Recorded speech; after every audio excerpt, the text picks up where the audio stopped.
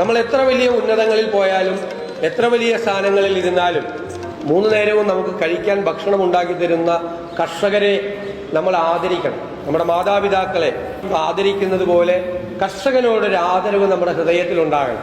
ഈ മണ്ണ് ഇളക്കി മറിച്ച് അതിൽ പൊന്നു വിളയിച്ച് വെയിൽ കൊണ്ട് കഷ്ടപ്പെട്ട് നമുക്കത് തരുന്ന ഒരാളാണ്. ഇപ്പം നമ്മുടെ സമൂഹത്തിൽ ആ ഒരു സംസ്കാരം വളർന്നു വരുന്ന തലമുറയുടെ മനസ്സിലുണ്ടാകണം. പ്രകൃതിയുമായി ഒരു സൗഹൃദം, പ്രകൃതിയുമായി ഒരു ഹൃദയബന്ധം ഉണ്ടാക്കുക.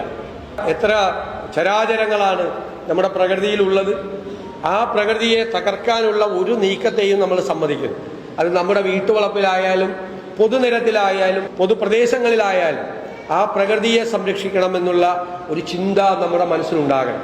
ആ ക്ലൈമറ്റ് ചേഞ്ച് നമുക്ക് നൽകുന്ന ഈ ആ സിഗ്നൽ എന്താണ് എന്ന് നമുക്ക് ബോധ്യപ്പെട്ട് വരാനിരിക്കുന്ന വലിയ അപകടത്തെ മനുഷ്യന്റെ ബുദ്ധിശക്തി കൊണ്ട് ഇല്ലാതാക്കാൻ വേണ്ടിയിട്ടുള്ള ശ്രമങ്ങളിൽ നമ്മളെല്ലാം പങ്കാളികളാണ്.